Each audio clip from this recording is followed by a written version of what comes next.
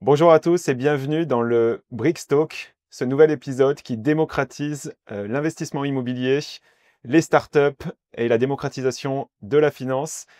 Aujourd'hui, j'ai l'honneur de recevoir Bradley. Bradley qui a un parcours hors du commun, il va nous expliquer tout ça, il va nous expliquer comment il est passé des études de finance à un CAP boulangerie, comment il a surfé sur sa passion des montres en lançant un club d'investissement dans l'horlogerie, et comment aujourd'hui il est en train de résoudre une vraie problématique qui est l'investissement dans des fonds d'investissement, dans du private equity. Donc tu vas nous expliquer ce qu'est le private equity et comment ça fonctionne parce que personne ne connaît. Comment j'aurais pu investir dans Facebook avant que Facebook ne soit coté en bourse. Euh, et, et aujourd'hui, je suis content de t'accueillir parce que finalement, tu as un parcours qui est digne d'un roman. Tu es passé par pas mal d'étapes. Depuis ta scolarité, t'es un vrai entrepreneur qui a touché un peu à tout. Est-ce que ça va, Bradley? Ça va super, merci Cédric, je suis ravi d'être là et de pouvoir un peu décrire mon parcours avec toi et de parler du sujet qui nous anime tous les deux, à savoir la démocratisation aujourd'hui des fonds de private equity. Alors moi, il y a une question qui me taraude là, tu vois, qui me démange. Comment on fait pour faire des études de finance, être à l'EDEC et finalement se dire qu'on plaque tout et on repart sur un CAP boulangerie? Alors, effectivement, c'est un très bon point. Petite correction, c'est pas un CAP de boulangerie, mais c'est un CAP de pâtisserie Ok. que j'ai réalisé. Et donc, pour revenir un peu sur la genèse, c'est moi, quand j'ai fini mes études à l'EDEC, effectivement, je savais pas exactement sur quoi je voulais me diriger. Et en fait, j'avais déjà un fort état d'esprit entrepreneurial. Je viens d'une famille où mes parents étaient profession libérale et donc j'étais pas très habitué au monde de l'entreprise. J'avais peu de gens autour de moi ou en tout cas dans l'environnement familial qui étaient salariés dans des groupes. Et donc à la sortie de mes études, je me suis tout de suite lancé dans l'entrepreneuriat. Je suis jamais passé par un poste de salarié. Et puis en fait, ma dernière année à l'EDEC, j'étais en échange universitaire en Thaïlande. Donc voilà, super sympa, un an à Bangkok. Et puis là-bas, je rencontre en fait un patron d'une usine de meubles avec qui je sympathise. Et puis un peu comme ça, la fleur au fusil, je me dis, bon, lui, il fait des meubles sur mesure pour les hôtels, les cafés, les restaurants en Asie. Je vais faire la même chose pour l'Europe. Voilà. Donc je me lance comme ça dans l'aventure. Mon frère Logan, que je salue, qui lui aussi avait fait l'EDEC et était déjà salarié dans un fonds de private equity, donc vraiment très axé finance, me dit bah écoute, c'est quoi, moi j'arrête et je te rejoins et on lance ça ensemble. Donc on fait ça pendant 2 ans et demi et au bout de 2 ans et demi, après un succès quand même assez mitigé, il faut bien le dire, on se dit bon qu'est-ce qu'on fait maintenant? Est-ce que on retourne dans le monde de l'entreprise ou alors on essaie de remonter quelque chose d'autre? Voilà, c'était à cette époque-là, je devais avoir 26 ans, 26-27 ans et donc je me dis bon allez, qu'est-ce qui est contre-cyclique? On était dans une période économique qui était un peu difficile à l'époque. Et puis finalement, on se dit, la bouffe. Ouais, la bouffe, ça marche, de tout temps, crise, pas crise. Et puis, on commence à s'intéresser au domaine et on s'arrête sur la boulangerie. Et donc à ce moment-là, on était parti pour lancer une franchise, dans la boulangerie, donc pour reprendre une franchise en boulangerie. Et puis pas convaincu en fait par les concepts, par la qualité. On s'est dit: «Bah, tu sais quoi? Non, en fait, on va reprendre ça depuis le début». On était au tout début de cette vague de reconversion professionnelle et en fait, on se dit: «Bah, tu sais quoi? On va passer notre CAP, on va retourner à l'école, on va reprendre les bases» et puis, bah, on c'est ce qu'on a fait donc Ouais, donc là, tu es en 2012, tu ouvres une première boutique Ernest et Valentin. Tu es dans quel état d'esprit? Parce que tout de suite, là, tu es en train de me dire que tu es en mode franchise, mais tu as quand même des grosses franchises qui sont Paul, La Brioche Dorée et tous ces acteurs qui sont un peu des rouleaux compresseurs sur toute la boulangerie traditionnelle. Ça te fait pas peur? Écoute, ça nous fait pas peur en fait. Au début, on est allé voir ces grands franchiseurs, justement et en fait, on avait un problème, c'est qu'on se disait: «Attends, on va vendre les produits Paul, on va vendre les produits, brioche dorée». En fait, on trouve pas ça très bon, et ça nous posait un problème de se dire qu'on allait vendre quelque chose où effectivement, eux, ils nous disaient: «Mais vous allez voir, ça marche, c'est super». Mais nous, on se retrouvait pas trop là-dedans. Et puis on avait envie de créer, notre propre enseigne, de faire notre propre développement Et donc, c'est à ce moment-là qu'on se dit, bah, on va le faire, on va le faire nous, on va retourner à l'école et c'est ce qu'on a fait. Donc, mon frère a passé un CAP en boulangerie, moi un CAP en pâtisserie et puis suite à ça, on a repris, une première boulangerie. Alors, ce qui est dingue, c'est que 6 ans plus tard, vous avez 6 boulangeries, plus de 6 millions de chiffre d'affaires. Qu'est-ce qui fait selon toi, tu vois, que ça a pris un tel succès? Tu vois? Est-ce qu'il y a, sans mauvais jeu de mots, est-ce qu'il y a une recette, magique? Est-ce que c'était le produit, le marketing, un mélange de tout ça? Écoute, je pense pas parce que, on n'était pas des experts en marketing.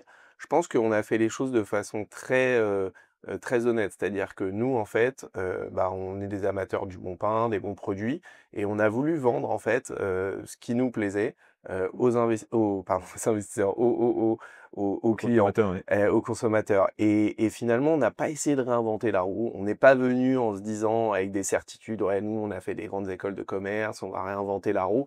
Non, en fait, on s'est mis, finalement, dans les chaussons, d'un boulanger-pâtissier, et on avait, vraiment une envie de faire de la qualité, sur, des prix qui étaient raisonnables et puis on a trouvé notre clientèle de quartier finalement, et nous, notre ambition, ça a toujours été, et c'est encore chez Ernest et Valentin, de dire: «On veut être la meilleure boulangerie du quartier». C'est-à-dire que, voilà, il y a une grosse concurrence à chaque fois, il y a beaucoup d'artisans boulangers, de très bons artisans boulangers, mais on a envie que, d'un point de vue service et d'un point de vue qualité de produit, les clients qui habitent dans la zone de chalandise se disent: «Ça, c'est Ernest et Valentin, c'est mon boulanger».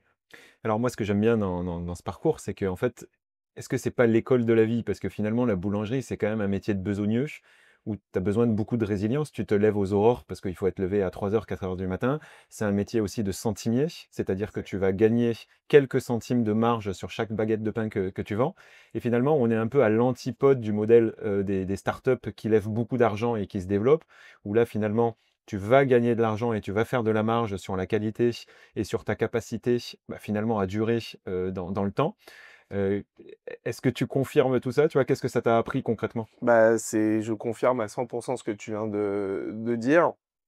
En fait, pour moi, ça a été un vrai choc parce qu'effectivement, je connaissais pas de boulanger, dans mon entourage, donc j'avais pas réalisé à quel point c'était difficile, à quel point c'était des métiers, comme tu dis, de besogneux, où il fallait se lever très tôt, où on avait une charge de travail très importante, des horaires, à rallonge, le travail le samedi, dimanche et donc je me rappellerai toujours, quand j'ai démarré, mon premier stage en boulangerie, j'habitais à côté de Pigalle et j'allais travailler, le samedi matin, dans une boulangerie, qui était aux Abbesses et je me levais à 3 heures du matin pour arriver là-bas et je voyais en fait tous les gens de mon âge qui sortaient de boîte de nuit, que je croisais dans la rue et moi j'allais travailler et c'est vrai que ça a été un choc, hyper important parce que, parce qu'on arrive dans des conditions de travail qui sont difficiles. Alors c'est un très beau métier la boulangerie-pâtisserie, mais c'est vrai que c'est assez différent de, ce que mes amis faisaient où ils travaillaient dans des bureaux, confortables devant un ordinateur. Voilà et ça nous a appris la vie, ça nous a appris l'humilité aussi, Mmh. beaucoup, et toutes les certitudes qu'on peut avoir aussi quand on se lance, dans un nouveau projet, quand on sort d'école de commerce, bah, tout ça c'est remis à zéro et effectivement je trouve que c'est un très bon apprentissage avec des belles valeurs et on a voilà, enfin, ça a été une période, vraiment exceptionnelle. Alors si on avance, un peu parce que c'est passionnant, vous gagnez l'émission Meilleure boulangerie de France sur M6. Est-ce que c'est la consécration? Qu'est-ce qui se passe à ce moment-là? Bah, il se passe, un énorme afflux, un pic de clients, dans nos boulangeries. À l'époque, on avait, 2 boulangeries, on venait d'ouvrir une deuxième boutique, c'était en 2015. Et effectivement, on est sélectionné dans cette émission dans laquelle on va assez loin avec mon frère. On remporte la région Île-de-France, donc c'est une émission qui est sur M6. On arrive 5e au national, donc vraiment à ce Ouais, moment-là, on incroyable. passe à la télé, les gens nous reconnaissent dans la rue, des gens se déplacent de très loin pour venir acheter nos produits, même de province, enfin c'est totalement dingue et effectivement voilà, on a capitalisé, bien évidemment sur cette notoriété qui est arrivée, suite à l'émission et ça a été une expérience incroyable. C'était quelle année? Parce que moi j'ai noté 2015, Ouais, c'est c'est ça? ça, 2015 2015 exactement. donc finalement, uniquement 3 ans après le lancement, ça Exactement, arrive 2 très ans tôt. 2 ans et demi après le lancement, Ouais. on est déjà, Voilà, on passe dans cette émission, on venait d'ouvrir notre deuxième boulangerie, on était submergés de travail et puis ça vient aussi, renforcer les équipes, parce qu'effectivement, c'est stimulant de voir que la boulangerie dans laquelle on travaille, passe à la télé, il y a de la reconnaissance, donc c'était vraiment une période super sympa. Et donc 10 ans plus tard, tu revends, en tout cas toi tu revends tes parts. Ouais, Logan, ton frère, reste à la tête de exactement. Ernest et Valentin. Et alors déjà, explique-nous les raisons de la revente, tu vois, pourquoi tu décides à un moment donné de quitter cette première aventure entrepreneuriale. Et ensuite, je suis intéressé parce que tu vas faire un truc complètement à l'opposé. Tu vas monter un club d'investissement. Ouais. Déjà, tu vas investir une partie de ton argent dans des startups et aussi tu vas monter le Watch Investment Club, donc qui permet finalement d'investir des fractions dans des fractions de Rolex, Ouais, tout à fait, concrètement. tout à fait. Et donc déjà, pourquoi tu quittes Ernest et Valentin? Écoute, je quitte Ernest et Valentin, ça fait 7 ans, qu'on travaille d'arrache-pied. Au moment où je quitte l'entreprise, on a à peu près 150 salariés, donc ça devient une grosse machine. On a 7 boulangeries, on a un centre, de production également, un atelier de fabrication et donc voilà, on est sur quelque chose qui est devenu vraiment important. Et puis je sais pas, j'ai une envie d'autre chose, moi j'ai l'impression que, j'aime entreprendre, j'aime, me lancer des nouveaux défis. J'avais un peu l'impression d'avoir fait le tour, hein, même si, aujourd'hui, l'enseigne a continué de se développer, continue à se développer, avec, 15 boutiques. Mais c'est vrai que moi, j'avais eu l'impression d'avoir fait un petit peu le tour et donc bah, à ce moment-là, j'en fais part à mon frère et puis, bah, on décide que lui va continuer l'aventure tout seul. Et que, moi je vais partir sur, de nouveaux projets et à ce moment-là, quand je pars, je sais pas ce que je vais faire après. Je sais que je vais remonter une boîte, parce que, globalement j'ai ça en moi et que je me voyais pas, alors que j'avais jamais travaillé en entreprise, me mettre à travailler en entreprise à ce moment-là. Et effectivement, je lance plusieurs choses, plusieurs petits projets dans un premier temps, et je rentre notamment dans l'investissement private equity, au travers de startups, en tant que business angel, où là, je me mets à investir massivement, parce que passionné d'entrepreneuriat, pour moi, c'était la suite logique, en fait, de pouvoir accompagner les entrepreneurs qui lançaient leurs projets. Et puis ça me stimulait. Je suis quelqu'un de très curieux, donc ça me plaisait aussi finalement d'être en contact avec tous ces gens qui ont envie de changer le monde.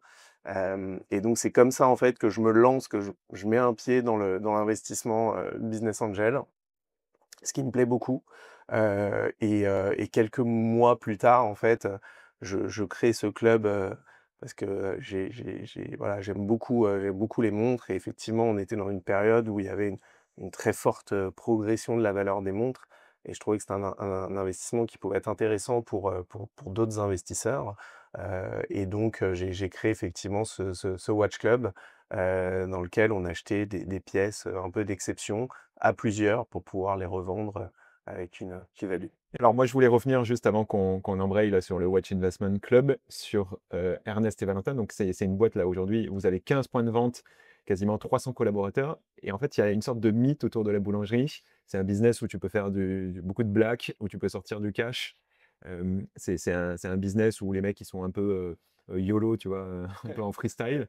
Et qu'est-ce qui, Qu'est-ce que tu en penses, toi, du business de la boulangerie? Est-ce que tu penses qu'un jeune qui veut se lancer peut encore avoir des opportunités ou ça devient très très dur, complètement verrouillé?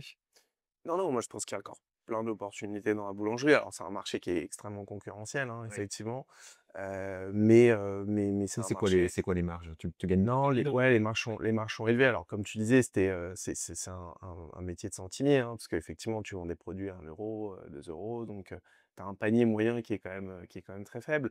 Mais les marges brutes sont assez élevées, même si là les coûts des matières premières ont explosé, hein, le beurre, le lait, tout ça, ça a beaucoup, beaucoup pris depuis quelques années. Mais globalement, pour revenir sur, est-ce qu'on peut faire du black et cetera? Le sujet, c'est quand tu as pour ambition de créer, une enseigne, qui se développe, tu as besoin d'avoir des beaux bilans parce qu'en fait, tu fais pas de levée de fonds, c'est pas une start-up, tu as pas d'investisseur qui t'accompagne, c'est la banque. La banque, c'est ton partenaire et la banque, si tu lui présentes des bilans qui sont, qui sont pas terribles, elle va pas te prêter et si elle te prête pas, bah, tu seras bloqué à une seule boulangerie, ce qui est très Ouais, bien. exactement. En fait, tout dépend de ta dynamique. Est-ce que tu es dans une dynamique entrepreneuriale? Moi, j'ai une anecdote qui est très marrante, d'amis de la famille, qui étaient boulangers, mais qui n'étaient pas du tout dans ta vision de D'accord. construire, tout un groupe, tu vois? Ils avaient 3 boulangeries, donc ce qui est déjà très, très bien. Des personnes qui avaient pas forcément fait d'études et qui s'étaient construits, toute leur vie et heu, en fait, tous les matins, ils se levaient à 3 heures, 4 heures du matin, vraiment des besogneux très résilients et donc la femme, hein, du patron, heu elle, comme elle était frustrée de passer toute sa journée, derrière le comptoir, tu la voyais avec, toutes ses bagues en or, ses bracelets, parce que c'était sa seule façon d'exprimer qu'elle avait réussi dans la vie, Exactement. de Ouais, montrer tout à qu'elle fait. avait des bijoux un peu ostentatoires, et je trouvais ça, d'un côté beau parce qu'ils avaient l'impression de tout avoir, mais d'un côté, un peu navrant, tu vois? De se dire qu'en fait, sa seule manière de montrer qu'elle avait réussi dans la vie, c'était de montrer Non, non, mais donc il y avait un peu cet archétype du boulanger qui m'est resté, mais complètement, complètement et puis le monsieur, il s'était acheté une grosse c'est berline, exactement ça, ouais. parce que, voilà, quand il, Il avait bossait, ce jour de il repos, bossait il était 80 heures par content. semaine, ouais. Exactement, exactement. Non, non, mais ce que tu me décris, je l'entends très bien. Après nous, on avait quand même pour vocation à développer, Ernest et Valentin et donc il a fallu rapidement qu'on puisse faire monter des gens en compétences, qu'on puisse recruter, des managers, pour, justement se sortir un petit peu de l'opérationnel, même si, c'est des métiers qui restent très opérationnels, hein. Encore aujourd'hui, mon frère, est très opérationnel, dans toutes ses activités au quotidien, parce que le métier le demande, hein, mais effectivement, si tu es pas en mesure de sortir du terrain, c'est difficile, de se développer, de faire un développement assez important. Et donc toi, tu revends, donc tu prends, tu gagnes un peu d'argent à ce Ouais, moment-là. Tu te retrouves à investir dans des sociétés, hein, donc ouais, le tout métier à fait. de business angels. Naturellement, tu vas te tourner vers quoi? Vers des sociétés plutôt digitales ou plutôt vers des choses que tu connais, de la boulangerie, de la restauration? Tu accompagnes quel type d'entreprise à ce moment-là? Alors, plutôt des entreprises digitales, effectivement, parce que, justement, je vois arriver des entrepreneurs qui se lancent dans la restauration, dans l'alimentaire, mais justement plein de certitudes. Voilà, c'est-à-dire, on va réinventer les choses, on va faire mieux que tout le monde et qui n'avaient pas forcément, je pense, notion de à quel point c'est des métiers difficiles, à quel point il fallait être résilient, pour durer dans le temps. Et donc clairement, je suis pas emballé par les projets que je vois. Il y a des idées intéressantes, mais je trouve que ça manque d'humilité, on va casser la baraque, mais en fait, ils se rendent pas compte que, au 1er, à la première difficulté, ils vont quitter le navire, parce qu'ils auront pas justement cette résilience suffisante. Donc je suis plutôt sur des projets tech, start-up, français, early stage, tu vois? Plutôt début de l'aventure. Comment à ce moment-là, tu vois, toi, tu y connais pas grand-chose forcément, dans le digital ou dans les startups vu que c'est pas ton background Tout et à c'est fait. parce que comment tu te formes? Comment tu sais que c'est des bonnes opportunités, dans lesquelles c'est toi-même qui te documente et qui essaye de faire tes analyses? Exactement, c'est moi-même. À ce moment-là, j'ai un peu plus de temps, hein, pour le faire parce que j'ai pas repris d'activité, tout de suite après et donc je commence à m'enregistrer sur, certaines plateformes justement qui proposent du deal flow, et donc je me mets à rencontrer les entrepreneurs, je discute avec eux. Après, tu le sais parce que toi aussi tu fais un petit peu d'investissement business angel, tu quand tu es au début de l'aventure, c'est très difficile, les business plans, ils veulent tout et rien dire. Tu peux mettre ce que tu veux sur ton fichier Excel.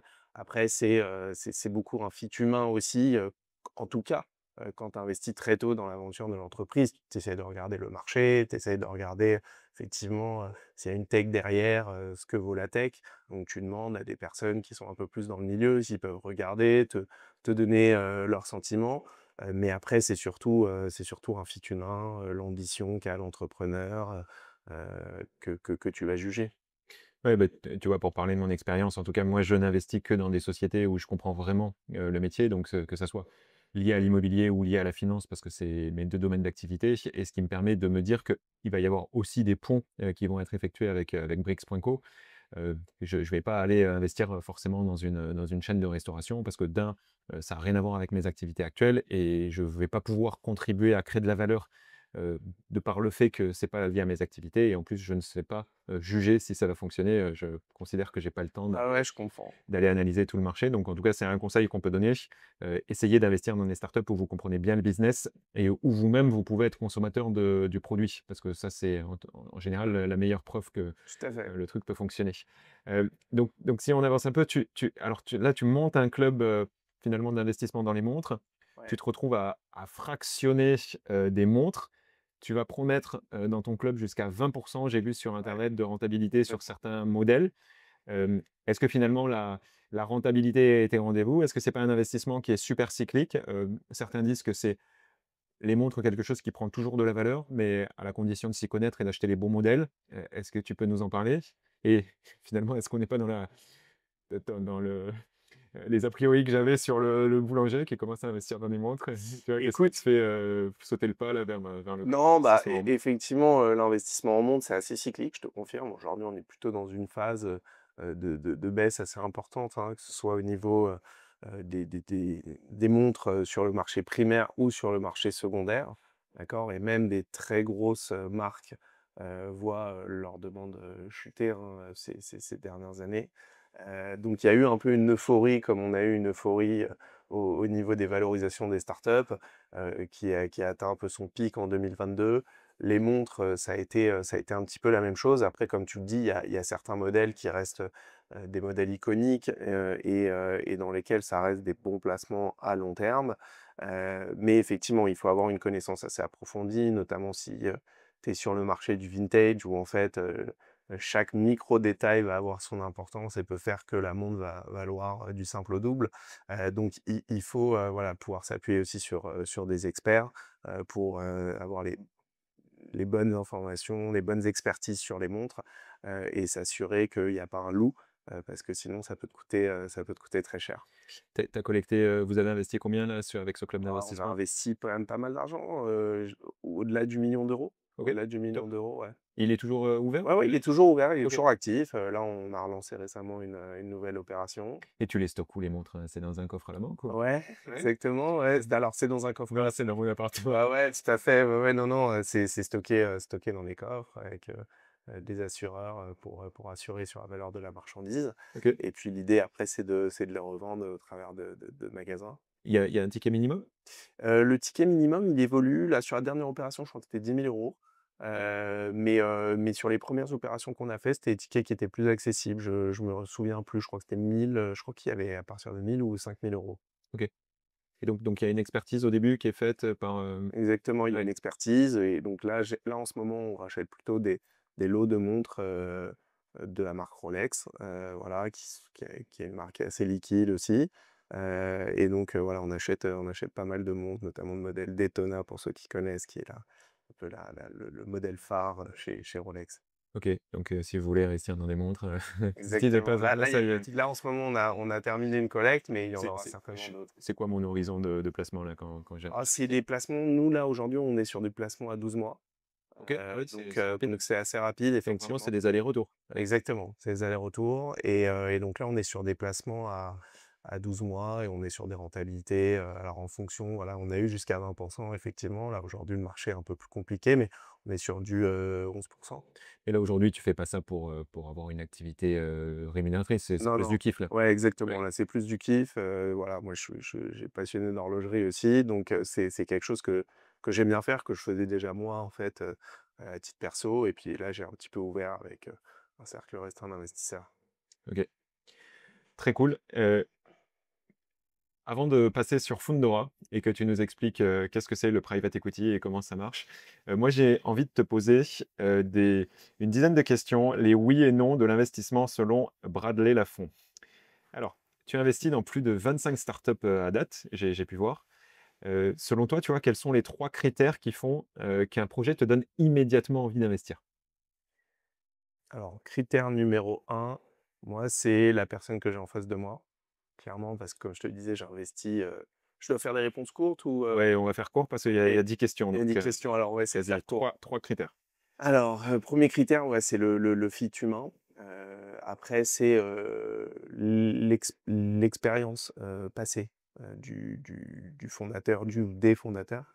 Et ensuite, c'est le secteur d'activité dans lequel il se place. Est-ce qu'il disrupte vraiment quelque chose? Est-ce qu'il y a vraiment, enfin voilà, est-ce qu'il y a on appelle un moat en dessous de l'entreprise? Et si tu as un red flag, Un red flag, ouais, une personne qui a beaucoup bougé avant, qui a fait plein de projets et qui les a qui va abandonnés vers jusqu'au bout. et qui va Ouais. pas jusqu'au bout. Et donc, manque de résilience et manque de Exactement, détermination. exactement. Imaginons qu'on te propose d'investir dans une startup qui vend des NFT de montres de luxe. Tu vas Ouais, ou tu vas pas? j'y vais pas. Pourquoi tu vas pas? Bah, en fait, le Web3, j'ai eu du j'ai jamais bien compris. Alors moi, je fais pas du tout de crypto. J'ai fait plein d'investissements, mais la Et crypto, trop compliqué. j'ai du mal avec la création de valeur qu'il y a derrière, mais Si je te présente une boulangerie qui veut lever des fonds pour ouvrir 50 boutiques en physique, tu replonges dans la farine ou tu laisses passer le pain? je pense que je laisse passer. Ouais. Je laisse passer. Une startup fintech qui veut révolutionner la banque en supprimant les cartes bancaires physiques. Tu y crois et tu investis ou tu penses que c'est trop risqué? Je peux y croire et investir. Ok. Pourquoi? Ouais. Pourquoi? Parce que, en fait, moi, je suis un grand fan de Revolut. Je trouve que ce qu'ils font, c'est absolument exceptionnel. Aujourd'hui, je suis plus client de banque traditionnelle, et en fait, je pense qu'il y a encore des choses dans lesquelles on peut innover, sur la banque et voilà, alors tu as des acteurs bien implantés comme Revolut, hein, qui vont continuer à innover, mais je pense qu'il y a encore de la place pour de nouveaux acteurs. Si en 2025, tu dois investir massivement dans un seul secteur, c'est lequel? Et s'il y en a un à éviter pour toi, c'est lequel? Ah, je vais pas être très, novateur là-dessus, je vais dire l'IA quand même parce qu'aujourd'hui c'est dans la vie de chacun et il y a un mouvement, qui est extrêmement impressionnant. Le secteur dans lequel, j'irai pas, bah, sera toujours le Web3 moi Parce que tu comprends pas. je comprends pas. Ça, c'est un bon point. Si vous comprenez pas un secteur d'activité, n'y allez pas. Ouais, exactement. C'est, vous ferez Je l'ai l'école. fait une fois et je le regrette amèrement. Alors, si tu dois investir dans une startup qui veut démocratiser l'accès au casino en ligne, Ouais. tu dis oui ou c'est hors de question? Écoute, c'est assez drôle, ma femme a une société dans les casinos en ligne, C'est vrai? donc Donc tu connais? et dans lequel je suis investisseur. Ok, bon, Donc elle démocratise, oui, parce que en fait, tu peux déposer un tout non, mais je savais petit pas, mais tu sais, il y a toujours un truc d'éthique. Est-ce que j'accepte ou pas ouais, certains business dans tout à lesquels fait. investir? Bah, en l'occurrence, moi, ma femme, elle est dans cette industrie depuis, une dizaine d'années et il y a 2 ans, je l'ai accompagnée quand elle a voulu, créer son entreprise avec son associé et j'ai investi massivement, dans cette société et je suis très content de l'avoir fait déjà pour avoir soutenu, heu, ce beau projet et puis parce que, bah, l'entreprise se développe super bien donc Je t'ai mis casino en ligne, tu vois, plutôt que porno. Je me suis dit, c'est bien. porno, je dirais pas, non. Euh, Fundora pourrait-il proposer d'investir dans des œuvres d'art fractionnées, comme des tableaux de Picasso par exemple, où tu trouves que le marché est trop instable? Alors, nous, on le fera pas parce que c'est pas du tout, en fait, la classe d'actifs qu'on veut mettre en avant. Mais je sais qu'il y a, il y a des plateformes qui le font, notamment Matisse et c'est une très bonne classe d'actifs, hein, donc moi, je trouve que leur offre est très intéressante. Après nous et on en parlera certainement un peu plus tard, mais c'est pas du tout, ce qu'on souhaite, proposer sur, Fundora. Est-ce que la restauration rapide, tu penses que c'est un secteur d'activité qui est encore porteur ou toi, tu n'y irais pas? Non, je pense que c'est encore très porteur.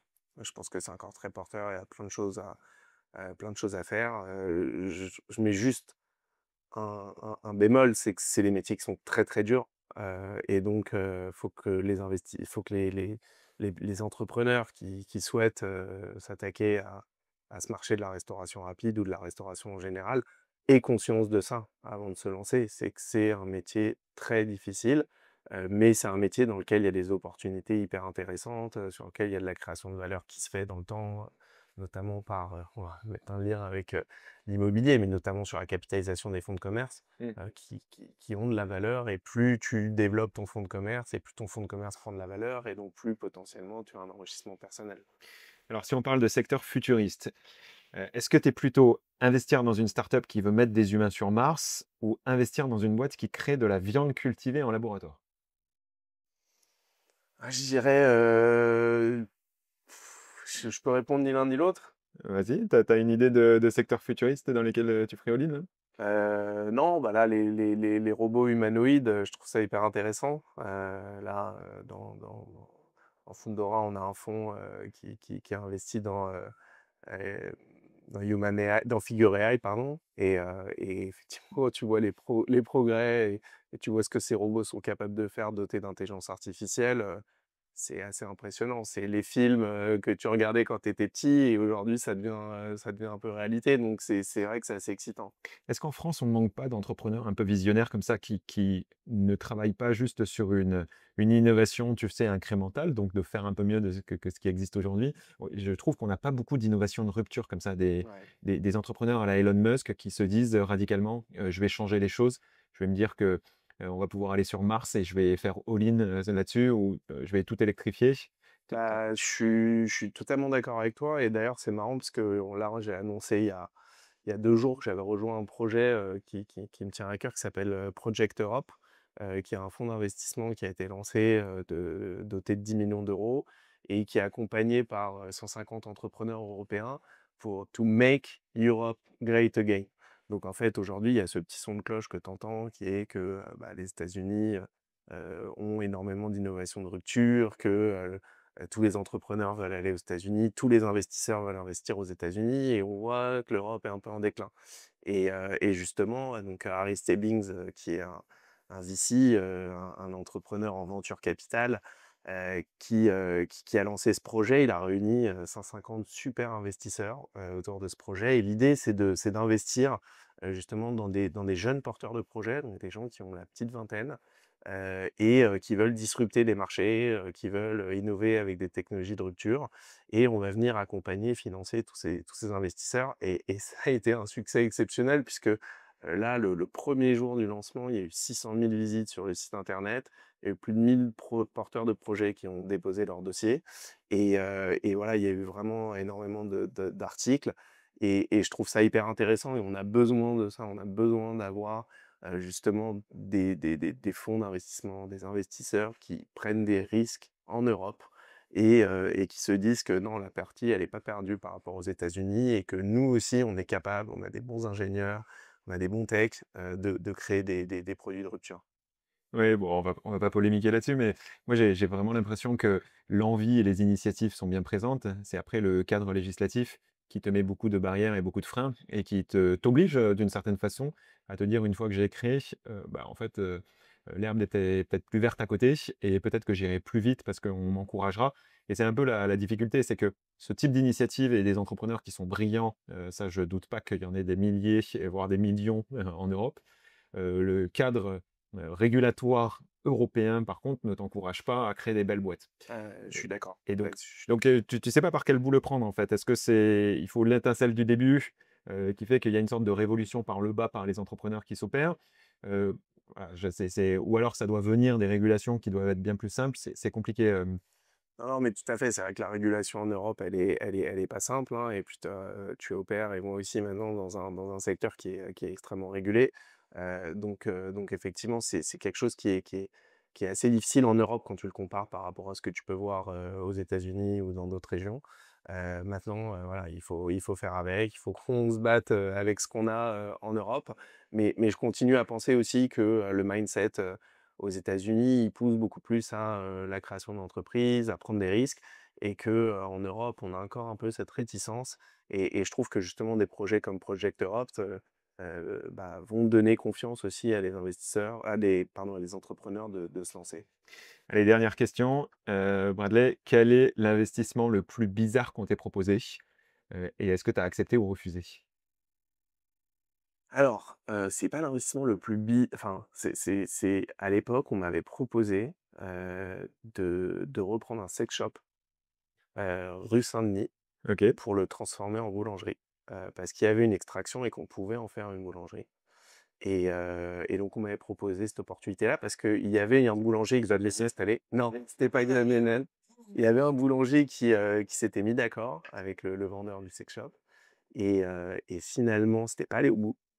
Et donc un marchand de biens un marchand immobilier était venu me voir en me disant, Voilà, il y a ce sex shop qui est à vendre, ils ont une extraction, dans le bail, tu peux faire une boulangerie, donc j'étais allé visiter, donc c'était assez marrant de faire la visite d'un sex shop pour le transformer en boulangerie. Finalement, ça s'était pas fait, mais voilà, j'ai ça qui me vient en tête. OK. Là, sur tes investissements que tu as fait, il y a déjà eu des sorties ou il y a déjà eu Ouais, des fails? ouais, tout à fait. Alors j'ai déjà eu et des fails et des sorties, OK. Donc donc tu as déjà perdu, tout ton argent sur certaines boîtes exactement. et c'est quoi les multiples, le plus gros multiple que tu as Alors réalisé? là, le plus gros multiple que j'ai réalisé, il est à 6 fois la mise. OK. Donc c'était un En un combien un de temps? bon retour en 4 ans et demi. OK.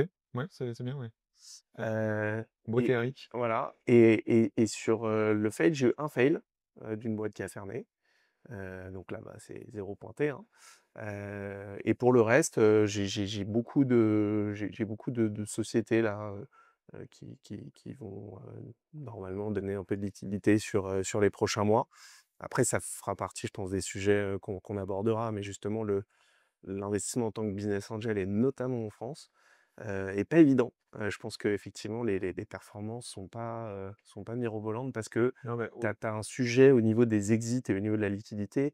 Aujourd'hui en France, il y a des exits qui se font, mmh, mais c'est plutôt sur les entreprises matures, dans mmh. le domaine du private equity, mais on va dire, sur des sociétés, industrielles, voilà, des rachats, des fusions entre entreprises.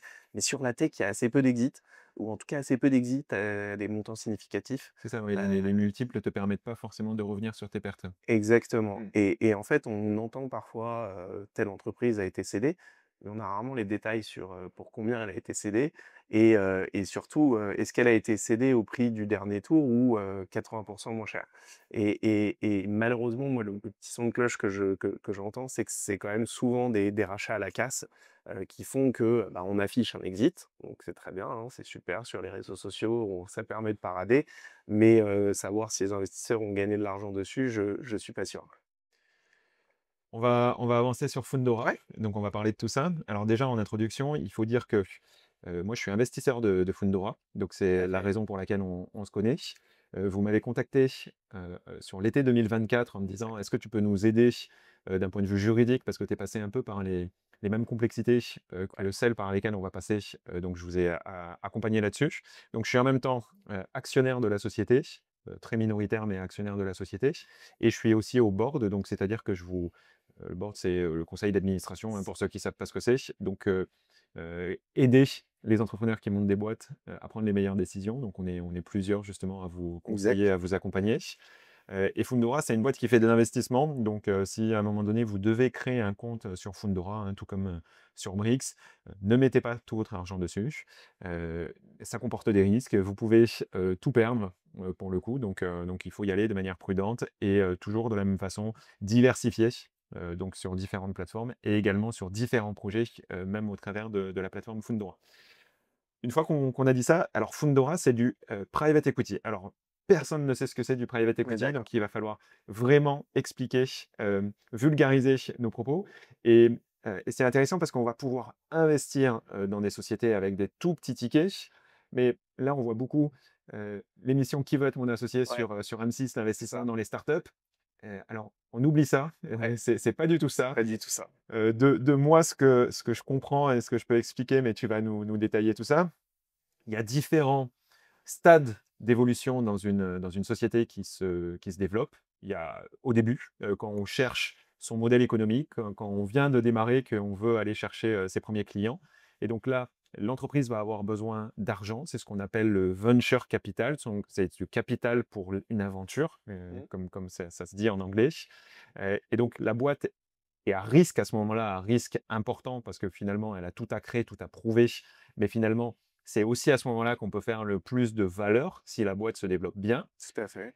Donc c'est toutes les jeunes startups qu'on voit passer à la télé, et pour lesquelles, bah, finalement, il y a pas mal de plateformes dans lesquelles on peut, s'inscrire et investir dans des projets. Et plus la boîte avance, moins elle est risquée parce qu'elle a prouvé qu'elle fonctionnait, elle a prouvé que son modèle économique était viable et donc elle a forcément besoin de plus d'argent pour se développer à travers, le monde et partir sur de l'internationalisation et comme il y a plus d'argent, elle va s'orienter naturellement vers des fonds d'investissement qui sont professionnels et dont c'est le métier d'analyser des startups. C'est souvent des boîtes qui sont déjà rentables, donc elles ont atteint un niveau de rentabilité. Et donc là, on va parler de private equity, donc ces fonds d'investissement qui investissent dans ces sociétés.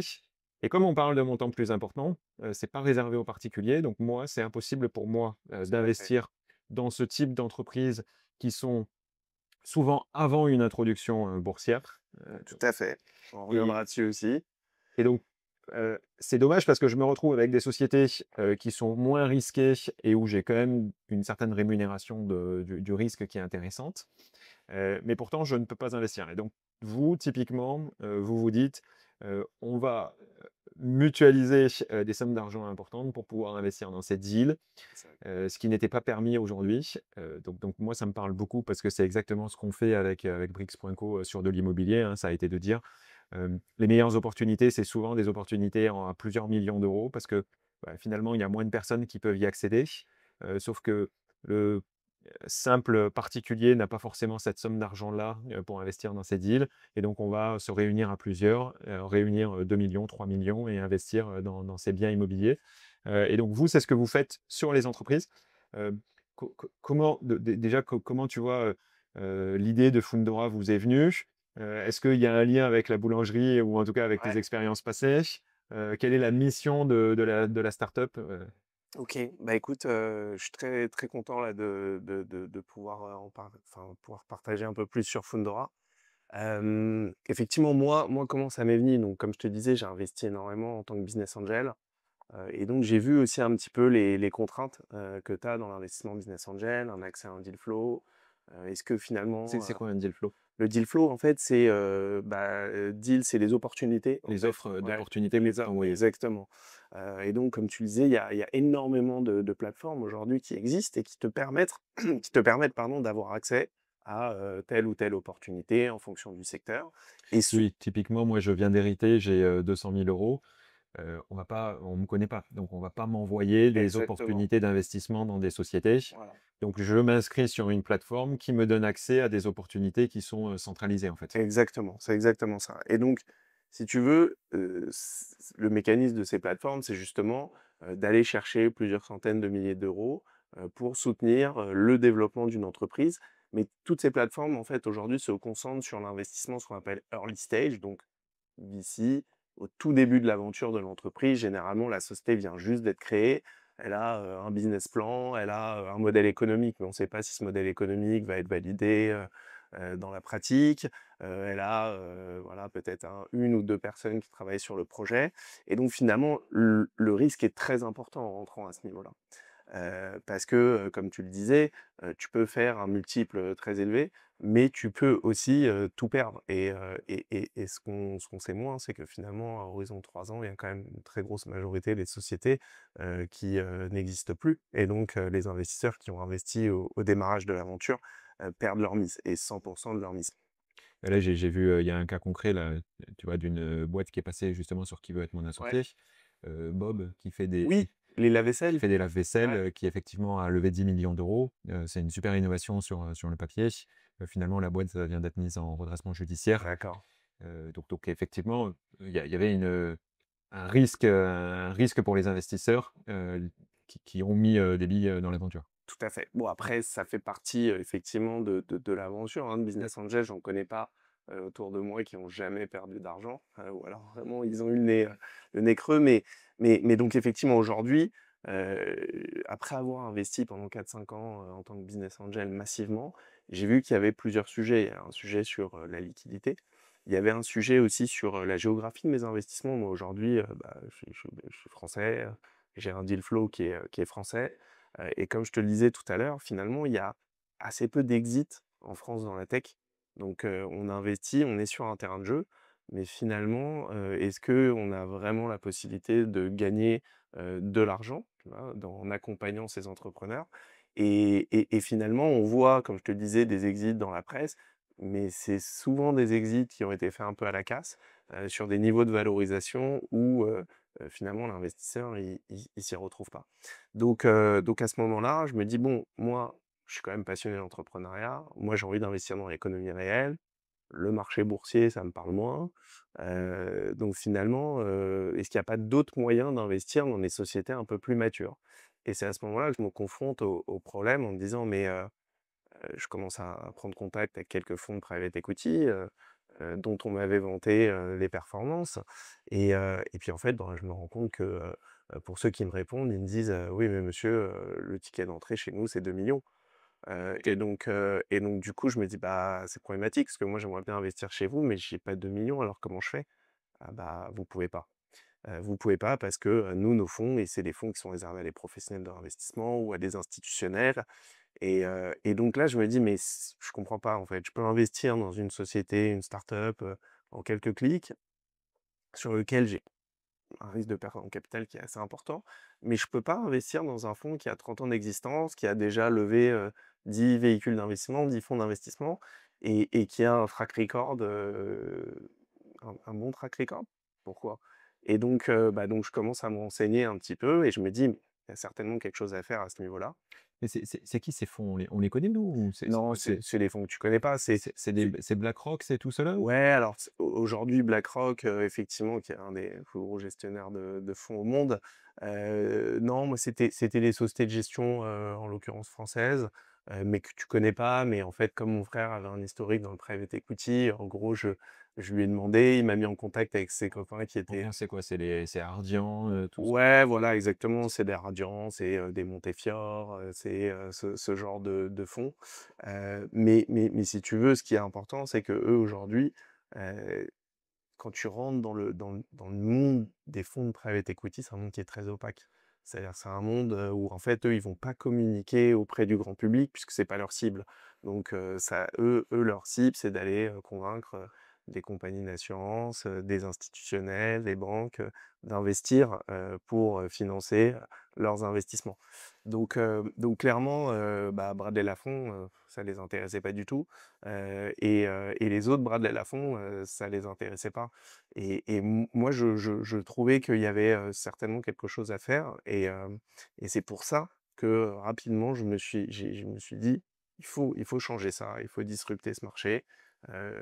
Il y a pas de raison. Le private equity, c'est une classe d'actifs qui, génère des performances, très intéressantes, et qui surperforme, plein d'autres classes d'actifs, hein, puisque, si on prend le rapport, France Invest de l'année dernière, la moyenne du TRI des fonds de private equity, en France, c'est 14,2. Attends là, tu nous as perdu. Ouais, je Il y t'ai a perdu. trop de mots compliqués. Ouais, excuse-moi, Heu, excuse-moi. TRI, track record, France Alors Invest.